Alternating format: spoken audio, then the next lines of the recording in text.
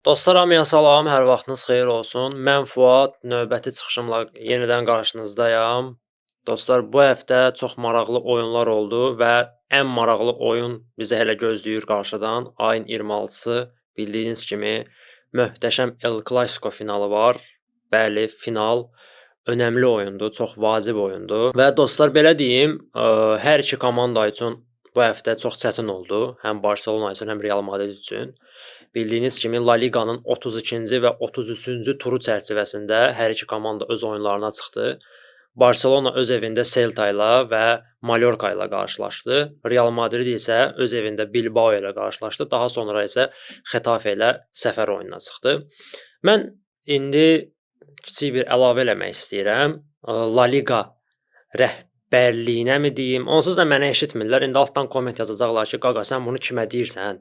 Onsa səni heç kim eşitmir. Sadəcə olaraq öz aramızda, azarkeşlər arasında bir necə deyim, yaxşı mənada bir qeybət eləyirik də, belə deyim. Yəni öz fikirlərimizi bildiririk. Onsuz da əlbəttə ki, məni La Liqa rəhbərliyi eşidən deyil və yaxud Barselona rəhbərliyi və yaxud Real Madrid rəhbərliyi. Sadəcə olaraq öz fikirlərimizi bildiririk. Yəni önəmli deyil ki, biz deyək ki, bunu eşidən yoxdur onsuz da. Niyə deyirsən ki? Sadəcə olaraq fikirlərdir. Okay, 32-ci turu mən başa düşdüm. Bu La Liqanın qrafik üzrə oynanılmalı olan oyunları idi. Barcelona, Celta və Real Madrid, Atletico Bilbao. Okay, bu oyunu mən başa düşdüm. Amma həftə arasına 33-cü turun oyunlarını salmaq nə dərəcədə məntiqlidir? Bu suala kim cavab verə bilər? Yəni əgər siz bilirsinizsə, sizin bir necə deyim, bir uzaq görənliyiniz varsa, yəni bir futboldan anlayışınız var hər halda. Yəni anlayışınız olmasa bu kanala abunə olmarsınız. Sadəcə olaraq cavab verin. Nəyə görə lazım idi bu oyunları həftə içinə salmaq? Bildiyiniz kimi həftə sonu El Clasico'dur. Önəmli bir oyundur. Hər iki komanda titul uğrunda mübarizəyə çıxacaq həmin gecə. Lazım idi həm bu oyunları həftə arasına salıb komandaları daha da yormaq. Lazım idi bu. Önəmli idi, yəni qaça-qaç idi. Yox, heç bir ehtiyac yox idi. Yox, La Liqa rəhbəri dedi ki, 6-cı gün, bazar günü oyunlar olmayacaq. Bu oyunları mütləq həftə içi oynamaq lazımdır. Mütləq, qaça-qaçdır. Yəni Barça Mallorca ilə oynamalı idi, Real Xetafe ilə oynamalı idi. Niyə? Biz əgər keyfiyyətli futbol istəyiriksə, maraqlı, baxımlı futbol istəyiriksə, gərək oyunçuların fiziki forması yerində olsun. Əgər oyunçuların fiziki forması yerində deyilsə, kondisiyaları yerində deyilsə, biz möhtəşəm, necə deyim, gözəl futbol görə bilmərik. Çünki oyunçular yorulur. 2-3 gündən bir oyuna çıxır oyunçular. Və El Clasico qabağı, final qabağı sən 33-cü turun oyunun salırsan həftə içinə. Və bunun əzabını həm Barcelona çəkdi, ən çox da Real Madrid çəkdi. Real Madrid dünənki Xetafe ilə oyunda demək olar oyunu yola verirdi. İkinci heyətlə çıxmışdı oyuna. Bir ki, əsas heyətdə Arda Güler və Endrick var idi. Bu artıq o deməkdir ki, komanda bu oyunu yola verməyə çıxıb. Və hər şey normal gedirdi komanda üçün. Birincisi Real Madrid çox super oynadı. Mən açıq deyəcəm. Bəyəndim oyunlarını. Amma ikincisi də Xetafe öz dişini göstərdi. Real Madridi sıxmağa başladı. Və oyunun sonlarında Real Madrid azarkeşlərini necə deyim, kefinə soğan doğranlası bir hadisə baş verdi. Kamavinga zədələndi və mövsümü başa vurdu. Artıq Kamavinganın bu mövsüm biz görməyəcəyik. Təəssüflər olsun ki, rəqib komanda olsa da belə zədələrin olması əlbəttə ki, xoş deyil. İstəyərik ki, hər bir komanda maksimum dərəcədə əsas heyət oyunçuları ilə oynasın və tam gücü ilə oynasın. Kamavinga zədələndi. Bu oyun olmasaydı Kamavinga zədələnməyəcəkdi və El Clasico'da oynayacaqdı. Bu artıq Real Madridə bir zərbədir. Niyə? Və yaxud Barcelona oyunçuları. Barça Mallorca ilə oyna. Demək olar 3-cü heyətlə çıxmışdı. İndi Yamalı saymıram, Pedrini saymıram. Təsəvvür edin ki, dünya dağılmayıb belə, amma yəni onun kimi bir şeydir. Fatih əsas heyətdə oynayır. Axırıncı dəfə Fatih əsas heyətdə 2024-cü ilin oktyabr ayında Sevilla'ya qarşı oynamışdı. O gündən bu günə qədər, yəni Mallorca ilə oyuna qədər Fatih'i əsas heyətdə biz görməmişik. Və bu özü bir sürpriz idi. Və komandada Lewandowski yoxdur, zədə alıb. Balde yoxdur, zədə alıb. Komanda artıq bilmir kim oynatsın. Komandanın sol cinah müdafiəsində Gerard Martin oynayır. Mən Gerard Martinə hörmət qoyuram. Bəli, normal oyunçudur, pis oyunçu deyil. Orta statistik bir futbolçudur, belə deyək. Amma yəni Barsa səviyyəsində bir oyunçu deyil. Hər halda mənimlə razılaşarsınız. Barcelona Mallorca ilə oyunda qapı çərçivəsinə 40 zərbə endirdi. Bu özü bir rekord idi. La Liqanın rekordunu yenilədi. Öz rekordunu yenilədi Barcelona. Və həmin oyunun 1-0 hesabı ilə bitməyi özü bir təəccüb doğururdu bizdə. Minimum hesab 4-0 və yaxud 5-0 ola bilərdi həmin oyunda. Həmin maçda qapıçı sadəcə olaraq möhtəşəm seyvlər eləyirdi və möhtəşəm reflekslər göstərirdi. Hətta o vəziyyət o qədər ironik bir həddə çatmışdı ki, Mallorcanın oyunçuları özü gülürdü ki, bu top qapıya niyə girmir? Yəni necə qol olmadı bu epizod? Hər halda gördünüz onu birinci hissədə. Mallorcanın müdafiəçiləri ilə qapıçı gülür ki, bu top qapıya necə girmədi? Çox maraqlı hadisələr baş verirdi. Və bundan əvvəl Barcelona La Liqanın 32-ci turunda Celta Vigo ilə qarşılaşdı. Bizim ürəyimizi yenə də tutturdular. Yenə də bizə stres yaşatdılar. Sağ olsun Filipin komandası. Yəni mən bilmirəm, bu il Barcelona doğrudan da məni o həddə gətirib çatdırıb ki, yaxşı mənada, pis mənada demirəm. Bilmirəm necə ifadə edeyim öz hisslərimi, emosiyalarımı. Hesabı açdıq. Komanda artıq arxayın futbol oynayırdı. Dedi maksimum bu oyun 1-0 və yaxud 2-0, 2-1 bu hesabla bitər. Gəldi Celta Vigo comeback elədi, hesabı 3-1-ə çatdırdı. Artıq biz əlimizi üzdük bu oyundan. Dedik artıq burada heç nə olan deyil. Amma komanda yenə də remontada elədi və göstərdi ki, bəli, İspaniyada remontada olacaq bu həftə və bu remontada Madriddə olmadı, Barcelonada oldu. Möhtəşəm remontadaydı. Amma yenə də görsəndi ki, komandanın müdafiəsində çox böyük problemlər var. Və bunun üzərində işləmək lazımdır. Araujo olsun, Eric Garcia'nın özü olsun, Inigo Martinez olsun, Kubarsi olsun, hamısı özü-özlüyündə gözəl oyunçulardır, möhtəşəm futbolçulardır. Sadəcə olaraq qrafik o qədər sıxdır ki, 2 gündən bir oyunlar olur, 3 gündən bir oyunlar olur, komanda çox yorulur. Komanda çox fiziki olaraq çatdırmır artıq. Onlar da insandır. Robot deyillər. Kunde'yə axır ki, istirahət verildi Mallorca ilə oyunda. 100 neçə oyundan sonra, dəqiq statistikanı bilmirəm, 100 neçə oyundan sonra artıq Kunde bu oyunda start heyətdə olmadı, ümumiyyətlə oyuna daxil olmadı. Yəni bu dünyanın axırıdır artıq. Belə dostlar, düzün desəm La Liga oyunları haqqında çox danışmaq istəmirəm. Həm Real Madridin, həm də Barcelona La Liga oyunları haqqında. Açıq danışaq ki, yəni hər iki komanda minimum əmək sərf eləyərək, minimum güc sərf eləyərək maksimum nəticəni əldə elədilər. Bu qədər sadə. Real Madrid bizi qara-qara izləyir və bizə bildirmək istəyir ki, son tura qədər mübarizə davam eləyəcək. Son tur deməyək, okey, El Clasico'ya qədər. Yəni final El Clasico'sunu demirəm də, hər halda başa düşdünüz nə demək istəyirəm. La Liqanın El Clasico'sundan söhbət gedir. Böyük ehtimalla La Liqada keçiriləcək El Clasico'da La Liqanın qalibi müəyyənləşəcək. Bu qədər sadə. Bu qədər sadə. Amma indi bizi başqa bir El Clasico gözləyir və bugünkü mövzumuzu tam olaraq deməyim ki, ona kökləmək istəyirəm, amma maraqlı oyundur, önəmli oyundur, ən azından titul oyunudur. Və bu oyun hər iki komandanın bu mövsümün astanasında olmasını göstərir ki, yəni nə ilə bitirəcəklər bu mövsümü, hansı nəticələrlə bitirəcəklər. Real Madridin bu mövsüm qazana biləcəyi titul sayı 2-dir, Barcelona'da 4-dür. Yəni Real Madrid İspaniya kuboku ilə La Liqadan başqa heç bir titul qazana bilməz. Amma Barsa artıq 4 titula gedir. İspaniya Super Kubokunu qazanıb, La Liqada birinci yerdədir, Çempionlar Liqasında yarımfinaldadır və İspaniya Kubokunun finalındadır. Və Real Madrid bu oyunda daha həvəslə, daha əzmlə oynayacaq ki, Barcelona'ya bu mövsüm bir titul daha verməsin. Yəni əlavə olaraq bir titul da verməsin. Yanvarda bir titul verdi finalda. Bu oyunda çox həvəslə oynayacaq Real Madrid. Artıq mən Real Madridin əzmini görürəm. Və Ancelotti'nin getmə xəbərləri buna daha böyük motivasiya verəcək komandaya. Ancelotti haqqında danışmaq istəyirəm dostlar. Mən bilmirəm Real Madriddə hal-hazırda nələr baş verir, amma Ancelotti'yə olunan necə deyim, hallarmı deyim, ona qarşı olunan bu ədalətsizliyimi deyim, doğrudan da yersizdir. Ancelotti mənə görə dahi bir məşqçi deyil. Bu mənim şəxsi fikrimdir. Yenə də razılaşmaya bilərsiniz, okey. Amma Çox ağıllı məşqçidir Ancelotti və Ancelotti o məşqçilərdəndir ki, böyük oyunçularla işləməyi bacarır. Yəni ulduzlarla işləməyi bacaran tək-tük baş məşqçilərdən biridir. Hər baş məşqçi ətrafında Galaktikos heyətinə malik olan komanda ilə işləyə bilməz. Amma Ancelotti bunu bacarır. Və nəzərə alsaq ki, son 10 ildə Ancelotti Real Madrid üçün nələr eləyib və ona qarşı indi belə propaganda aparmaq biraz düzgün deyil.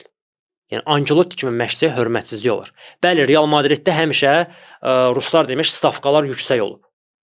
Həmişə tələb böyük olub ki, Real Madriddə olan baş məşqçi həmişə titul qazanmalıdır. Hər il ən azı 2 titulla başa vurmalıdır. Çempionlar Liqasında maksimum yüksək yerlərdə olmalıdır. Amma bu hər il olmur da dostlar. Bu başa düşdük Real Madrid bəli Çempionlar Liqasında tam başqa cür oynayır, amma bu hər il ola bilməz. Və nəzərə alsaq ki, bu il komandaya Mbappe qoşulub və komandanın müdafiəsində böyük problemlər var, zədəlləri çox oldu. Amma Ancelotti üstünə belə düşüb onu qaralamaq da olmaz. Düzgün deyil bu. Ancelotti elə belə baş məşqçilərdən deyil. Və Real Madriddə ən xoşuma gəlməyən şey budur. Real Madrid öz əfsanələrinə qarşı çox belə, üzr istəyirəm ifadəmə görə, çox hörmətsiz yanaşır. Bu düzgün bir anlayış deyil, düzgün bir yanaşma deyil. Bu həm Ramosa qarşı belə oldu, həm Casillasa qarşı belə oldu, vaxtında Raulə qarşı da belə olmuşdu. Ronaldo'nu belə necə deyim, düzgün yola sala bilmədilər. İndi Ancelotti. Ancelotti məncə Real Madrid tarixinə gəlmiş ən güclü baş məşqçidir. Ən uğurlu baş məşqçidir. Və Ancelottini belə qapının arasında qoymaq biraz hörmətsizlikdir. Ancelottiyə ultimatum qoyublar ki, əgər ultimatum deməyək, yəni belə də şərt qoyublar ki, əgər finalda Barselonaya məğlub olsa və kuboku qazana bilməsə, artıq oyundan sonra istefaya göndəriləcək. Bu özü düzgün qərar deyil. Mən buna razı deyiləm. Çox yersiz bir qərardır. Ən azından mövsümün sonuna qədər Ancelotti komandanın başında olmalıdır. Komanda deyib ki, əgər kuboku qazana bilməsə, Ancelotti gedəcək və klublar arası dünya çempionatında komandanın başında iki ad var. İki namizəd olacaq. Bunlardan biri ya Raul'dur, ya da ki Real Madridin keçmiş baş məşqçisi var idi. Adı yadımdan çıxdı. İndi bilənlər kommentə yaza bilər. O da Real Madriddə bir o qədər uğurlu ola bilməmişdi. Scolari idi deyəsən adı. Belə bir adı var idi adamın. Yəni bu doğrudan da Ancelottiyə qarşı çox böyük hörmətsizlikdir. Mən gözləməzdim Real Madrid rəhbərliyinə. Okay, Barcelonadan danışaq dostlar. Barcelona bu oyuna çox böyük itkilərlə gəlir. Həmçinin Real Madrid kimi. Real Madriddə də bildiyiniz ki, Camavinga olmayacaq, Alaba olmayacaq. Alaba itkisi bir o qədər də önəmli deyil. Amma Camavinga'nın itkisi önəmli bir itkidir. Çünki Camavinga Barçanın oyunda böyük ehtimalla sol cinah müdafiəçisi kimi oynayacaqdı. Çünki Mendy də yoxdur və Fran Garcia bir o qədər də etibar vermir müdafiədə və onu Yamalın qarşısına çıxarmaq biraz risk olardı. Amma artıq variant yoxdur. Böyük ehtimalla Fran Garcia oynayacaq. Barcelona'da isə Robert Lewandowski bu oyunu 100% buraxacaq. Alex Balde deyilənlərə görə sual altındadır, amma böyük ehtimalla oynamayacaq və bu Barça üçün çox böyük problemlər yaşada bilər. Çünki Alex Balde'nin yoxluğu doğrudan da mənə görə Lewandowski'nin yoxluğundan daha önəmlidir. Yəni Balde olsaydı, Lewandowski olmasaydı deyərdim, okey, problem deyil. Ferran Torres bu il möhtəşəm prime açıb, demirəm Lewandowski kimi oynaya bilər, amma ən azından Rafinha var, ən azından Yamal var, Olmo var, nəsə ortalığa çıxara bilərlər. Amma Balde'nin yoxluğu, burada kərəmə ağlamaq tutur. Yəni burada doğrudan da mən açıq danışacağam. Çünki Gerard Martin o effekti vermir. Gerard Martin yaxşı oyunçudur, orta statistik bir futbolçudur, amma Barça səviyyəsində bir futbolçu deyil. Hector Ford var. Hector Ford da pis oyunçu deyil. Ən azından topla rəftarı yaxşıdır. Ayağında topu saxlaya bilir və biraz soyuqqanlı oynaya bilir. Ən azından Gerard Martindən fərqi budur. Amma Hector Ford'a da güvən yoxdur. Çünki müdafiə cəhətdən, müdafiə anlayışı cəhətdən çox zəifdir. Və onun Rodrigo'nun qabağına onu buraxmaq biraz risk olardı. Amma variantımız yoxdur. Ya Hector Ford oynayacaq, ya Gerard Martin oynayacaq. İkisindən biridir. Və inanıram ki, Flick hardasa nəsə belə tema fikirləşib bu situasiyadan çıxacaq. Çünki Flickə inanıram. Flickin belə problemlərin öhdəsindən gəlmə üzrə təcrübəsi çox böyükdür. Belə problemlərin öhdəsindən çox yaxşı gəlir Flick. Amma çox çətin oyundur. Mən açıq-aşkar bu oyunda favorit görmürəm. Yəni 50-50-yə də bu finaldır. El Clasico'da hər şey ola bilər. Lewandowski, Balde olsaydı, bəli, mən açıq-aşkar favorit olaraq Barselona'nı görərdim. Açıq-aşkar deyirəm bunu, amma onların yoxluğu məncə burada öz sözünü deyəcək. Mən belə fikirləşirəm. İndi siz də öz fikirlərinizi bildirə bilərsiniz və hesab təxminlərinizi yaza bilərsiniz. Maraqlıdır mənim üçün. Görək siz bu haqqda nə fikirləşirsiniz. Belə dostlar, keçək Çempionlar Liqasına. Çempionlar Liqası haqqında danışmaq istəyirəm. Ümumiyyətlə yarımfinal oyunları haqqında danışmaq istəyirəm. Bildiyiniz kimi Çempionlar Liqasının yarımfinalında Barselona rəqibi Inter, Arsenalın rəqibi Paris Saint-Germain oldu. Bu cütlüklər haqqında öz fikrimi bildirmək istəyirəm. İzləyicilər də xahiş eləmişdi ki, nə fikirləşirsən, nə ola bilər səncə, kimi finalda görürsən, kim finala daha çox layiqdir. Mən açıq danışacağam, olanları deyəcəm. Mən Paris Saint-Germain-i bir o qədər də çox sevmirəm. Özünüz də herhalde bilirsiniz. Yəni o komandaya qarşı sevgim yoxdur. Hətta nifrətim belə var. Yəni Real Madridə daha çox bəlkə sevgi bəsləyirəm nəinki Paris Saint-Germain-ə. Hətta bu dərəcədədir vəziyyət. Ona görə yox ki, Paris Saint-Germain son illərdə bizim üçün problem olub. Yox, ümumi olaraq Paris Saint-Germain-ə mən sevgim yoxdur. Yəni Paris Saint-Germain öz futbol strukturunu dəyişsə, bəlkə onlara qarşı az da olsa sevgim artar. Onların pul hesabına möhtəşəm komanda yığmaq ideologiyası heç vaxt mənə çatmayıb və mən belə bir şeyləri dəstəkləmirəm. Yəni əgər sənin pulun varsa, deməli sən möhtəşəm bir komanda yığa bilərsən. Pulun yoxsa, deməli komanda yığa bilmərsən. Amma son illərdə PSG göstərir ki, artıq akademiyaya güvənir və akademiyadan çox güclü oyunçular çıxarır. Və bu əgər davamlı olsa, gələcək 5 ildə, 10 ildə, 15 ildə belə olsa, mən Paris Saint-Germain-ə qarşı hörmətim artar. Artıq görünən odur, görünən olar ki, komanda artıq akademiyaya güvənir və sırf olaraq 100 milyonlarla, 150 milyonlarla bahalı transferlərlə komandanı yığmağı düşünmür. Bax belə olsa deyərəm, okey, Paris Saint-Germain haqqın yolunu tapdı. Yoxsa pulu ver, 150 milyon ver getsin, pul məndə doludur. Neftin pulu gəlir oradan, Ərəbistanın neftin pulu gəlir, doldurub sastavı. Belə olmağa nə var ki, Barsa da o pul olsa Barsa elə eləyər. Və yaxud Real Madrid də elə eləyər. Real Madrid də bəli, həmişə bahalı oyunçular alır, amma Real Madrid ağılla eləyir bunu. Yəni pulu sağa sola xərcləmir. Pul var, hər şey eləyirəm anlayışı yoxdur. Okey. Mənə görə favorit deyim ki, Çempionlar Liqasının favoriti deyilən bir komanda yoxdur. Yəni 100%-dan hərəsinə 25-25 verərəm. 25, 25, 25, 25. Hamısı mənə görə bərabərdir bu dəqiqə. Amma kim ki layiqdir, orası da açıq desəm belə açıq cavab yoxdur. Hər 4 komanda çempion olmağa layiqdir mənə görə. Hərəsi özünə görə gözəl mövsüm keçirdi və hərəsinin özünə görə möhtəşəm bir futbolu var. Inter əks uzun futbol oynayır, Barcelona düz futbol oynayır, maraqlı futbol oynayır, əyləncəli futbol oynayır və adamın gözünə xoş gəlir o futbol. Arsenal da belə Barsanın stilində futbol oynayır, müdafiəsiz futbol oynayır. Paris Saint-Germain ümumiyyətlə dominant futbol oynayır. Onların futbolu ümumiyyətlə tam başqadır. Adamlar gələn gedən rəqibi əzirlər. Əzirlər deyəndə yəni belə deyildi əslində. Mövsümə çox pis başlamışdı Paris Saint-Germain. Özünüz də görmüşdünüz ki, Paris Saint-Germain Çempionlar Liqasının liqa mərhələsində bir o qədər də yaxşı çıxış eləmirdi və hətta ilk 24 yerə belə güclə düşdülər. Amma bu dəqiqə artıq turnirin əsas favoritlərindən biridir. Və Arsenal'la oyunları da olmuşdu Paris Saint-Germain'in. Bu oktyabr ayında olmuşdu ya da noyabr ayında, yadımda deyil daha doğrusu. Həmin oyunda Londonda Arsenal 2-0 qalib gəlmişdi. Həmin oyunda qolları Kai Havertz'dən Saka vurmuşdu, yadıma gəlir. Həmin oyuna baxırdım. Həmin oyunda Arsenal Paris Saint-Germain'i topla döyürdü. Amma həmin Paris Saint-Germain'in indiki Paris Saint-Germain'in arasında yerlə göy qədər fərq var. Çox böyük fərq var. Çox böyük fərq var. Və dostlar, mən inanıram ki, çətin bir rəqabət olacaq. Amma mənim fikrimcə böyük ehtimalla finala Arsenal keçəcək. Arsenal artıq neçə illərdir ki, Çempionlar Liqasında öz sözünü deyə bilmir. Sonuncu dəfə Çempionlar Liqasının finalına 2006-cı ildə çıxmışlar və Barselonaya məğlub olmuşdular. O ildən bugünkü günə qədər Çempionlar Liqasında nəsə söz deyə bilməyiblər. Ona görə məncə bütün canını qoyacaq Arsenal və Arsenalın itirəcək bir şey də yoxdur artıq. Çünki çempionatdan əlini üzüb, bir yol var, bir titul ümid yeri var, o da ki Çempionlar Liqasıdır. Paris Saint-Germain də bunu demək olar. Paris Saint-Germain artıq Fransa çempionatında çempionluğunu rəsmiləşdirib. Fransa kubokunda finaldadır. Artıq hər şey əladır, rahatdır. Relaksdadır komanda. Yəni çempionat oyunlarına 3-cü heyətlə çıxacaq. və komanda dincələcək əsas heyət oyunçuları və məncə çox maraqlı oyun gözləyir bizi.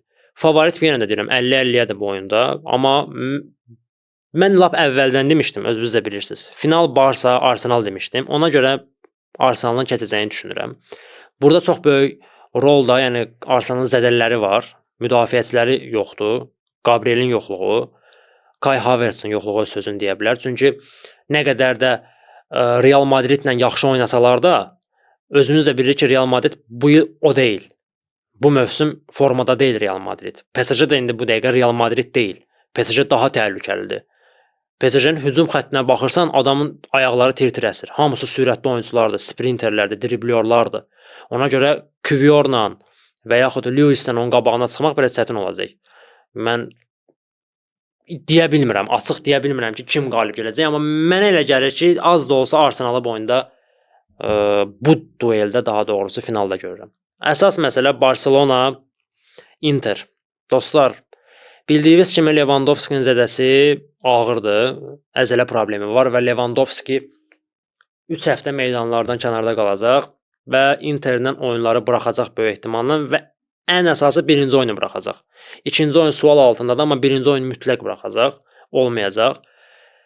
Və bu öz sözünü deyə bilər. Bu öz sözünü deyə bilər. Çünki Lewandowski nə qədər yaşlı olsa da, nə qədər pensioner olsa da, adam təcrübəsi sayəsində, o qol instinkti sayəsində lazım olan yerdə, lazım olan zamanda olmağı bacarır və Lewandowski'nin yoxluğu öz sözünü deyəcək. Bəli, Ferran Torres indi prime açıb, nə bilim orada akulalıq eləyir, nə bilim balinalıq eləyir. Onu da deyə bilmərəm.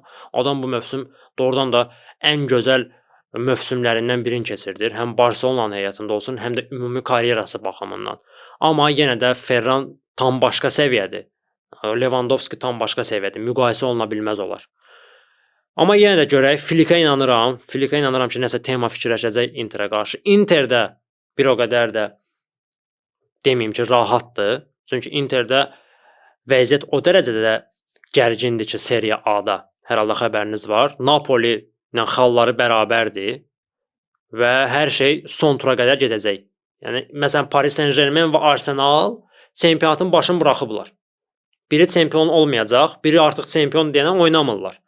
Amma Serie A-da vəziyyət belə deyil. Vəziyyət odur ki, yəni Napoli arxadan diriyib Interə, deyir ki, mən buradayam. Və ona görə Inter sona qədər mübarizə aparmalı ki, seriyanı əldən verməsin. Və rahatlaya bilməz seriyada. Həm necə ki Barcelona. Və burada Barsa ilə Interin situasiyası demək olar ki, bərabərdir.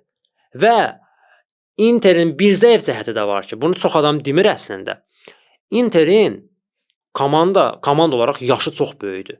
Orta yaş həddi 28-dir, 29-dur, 29 tam onda neçədir, belədir. Dəqiq bilmirəm, araşdırmamışam bunu. Amma komandanın yarım müdafiə xəttinə baxsaq, Çalhanoğludur, Mkhitaryandır, Barella var, sonra orada Fratezi var. Hamısı gözəl oyunçulardır, özü öz yerində, amma yaşları o deyil. Məsələn, Barella da Fratezini qoyuram bir qırağa, əsas yarım müdafiəçilərini deyirəm. Onlar çox yaşlıdır. Və artıq 60-cı, 70-ci dəqiqədən sonra tam gücləri ilə futbol oynaya bilmirlər. Mən Interin oyunun bir neçə oyununa baxdım, icmalına da baxdım, tam oyunlarına da baxmışam, analiz eləmişəm və görmüşəm ki, komanda 70-ci dəqiqədən sonra çox zəifləyir. Inter 70-ci dəqiqəyə kimi Inter tam başqadır. 70-ci dəqiqədən sonra başqa Inter girir elə bil oyuna. Tam çökür komanda və Barsa bundan istifadə edə bilər. Barsa fiziki olaraq bəli, bugünkü günümüzdə Interdən də, Arsenaldan da, Paris Saint-Germain'dən də gözəl formadadır. Çünki ən böyük səbəb Hans-Dieter Flickdir. Komandanı fiziki olaraq gözəl mövsümün sonuna yetişdirib. Amma Interdə bu problem var və Barsa bu nöqtəni vursa, 70-ci dəqiqədən sonra öz gücünü göstərsə, öz ikinci nəfəsini atsa, məncə Interə şans verməyəcək. Və burada birinci oyunun Barcelonada olması çox pis oldu Barsaya. Həmişə biz birinci oyunu evdə oynayıb, ikinci oyunu səfərdə oynayanda, necə deyim, dalımıza Prükliçen yaxtarırıq. Nəsə başımıza gəlməlidir. Dortmund oyunu buna bariz nümunədir.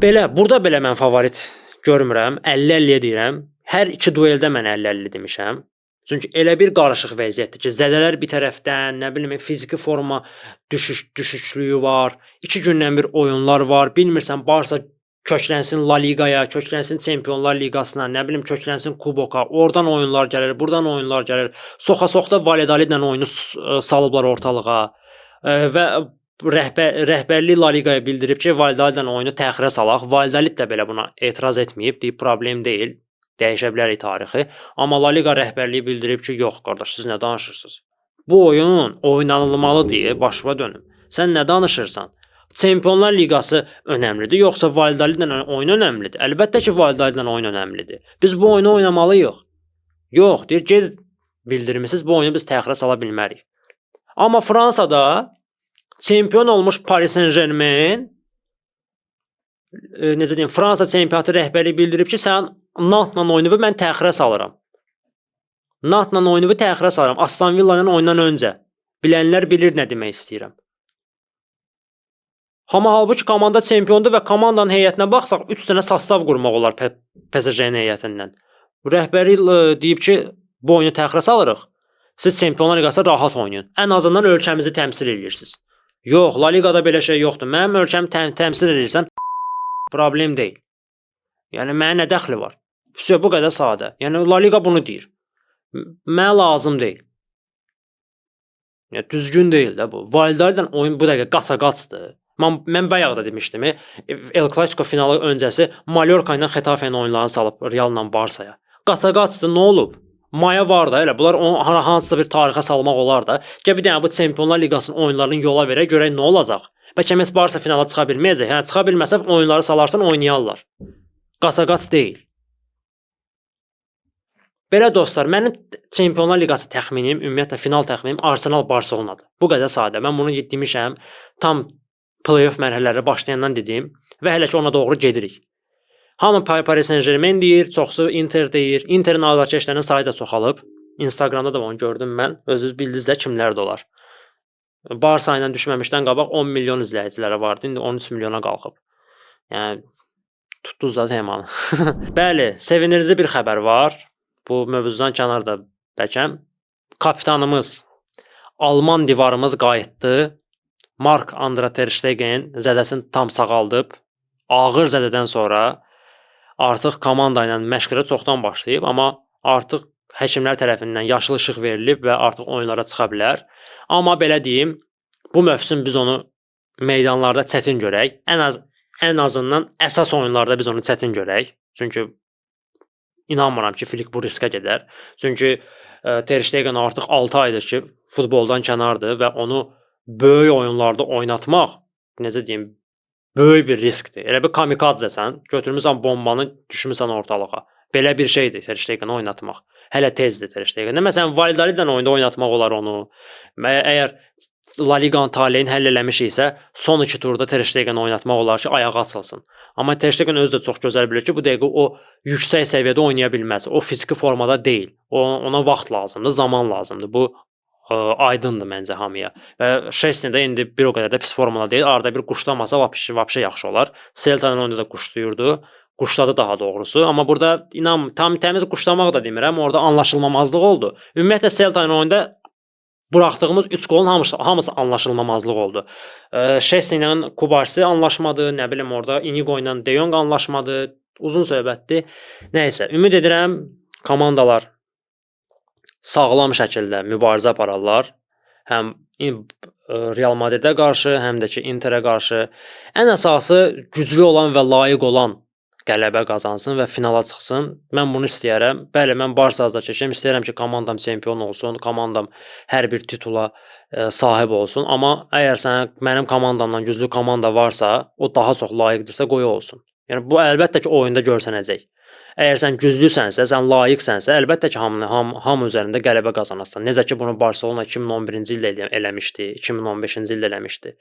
Bu qədər sadə. Və burada əsas rollardan biri olan Pedri haqqında qısa bir analiz aparmaq istəyirəm. Pedri haqqında öz fikirlərimi bildirmək istəyirəm. Mən 1-2 ay öncə də demişdim ki, Pedri hal-hazırda dünyanın ən yaxşı yarım müdafiəçisidir. Və bu sözümün arxasında dururam və durmağa da hazıram. Və istənilən arqumentləri irəli sürməyə hazıram. Bəzi klubun azarkeşləri var ki, heç də mənim fikrimlə razı deyirlər. Bilmirəm niyə, paxıllıqdanmı, yoxsa gözlərini götürməməyindənmi, bilmirəm, Pedri'nin adı çəkiləndə elə bil ki, başlarına qaynar su tökülür. Dostlar, ilk növbədə belə bir şey deyim sizə, Pedri-Bellingham müqayisəsi çox yersiz bir müqayisədir. Bunu mən həmişə demişəm və deyəcəm də. Sən gərək futbolda nə qədər anlayışsız olasan ki, Pedri ilə Bellinghamı müqayisə edəsən. Pedri oyun qurucudur, dirijordur. Bellingham isə bitiricidir. Bəziləri var ki, futbola ancaq statistika gözü ilə baxır, şötçüklə baxırlar. O 15 çılı deyənlər də olar. Qaqa, Pedri'nin asistinə bax, qoluna bax, Bellinghamın asistinə, qoluna bax. Gedək Pedri'nin qoyaq hücuma, Pedri də o statistikanı bizə verəcək. Sizin ümumiyyətlə xəbəriniz var ki, keçən mövsüm Bellingham hansı mövqedə futbol oynayırdı? Hücumçunun arxasında oynayırdı.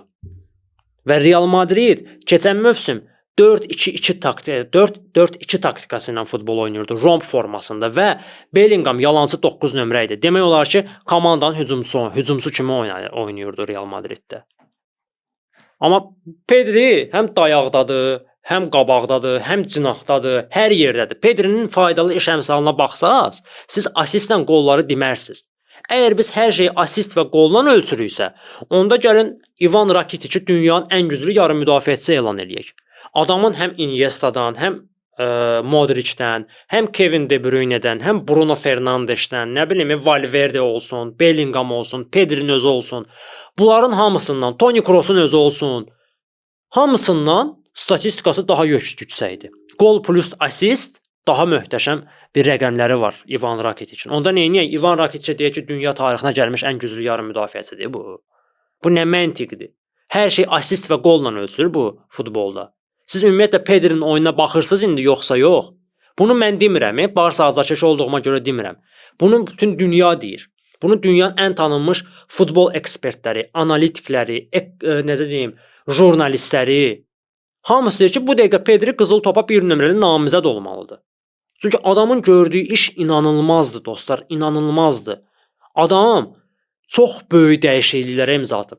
Və bilirsiniz, Pedri'nin belə çıxışının ən böyük səbəbi nədədir? Keçən mövsüm Xavinin rəhbərliyi altında Xavi onu daha çox trenajorla məşqlərə yükləmişdi. Və daha sonra Flick gələndən sonra bildirdi ki, analizlərdən sonra, testlərdən sonra bilindi ki, Pedri'yə fiziki güclü məşqlər, yəni trenajor məşqləri, zal məşqləri lazım deyil. Əksinə onun əzələlərini və dizində olan problemini daha da üstələyir. Bu adama yoga, yüngülvariz məşqlər lazımdır belə. Və artıq Pedri bu mövsüm trenajorla məşq eləmir. Yəni bunu araşdırmışam mən və mənbəsi də var.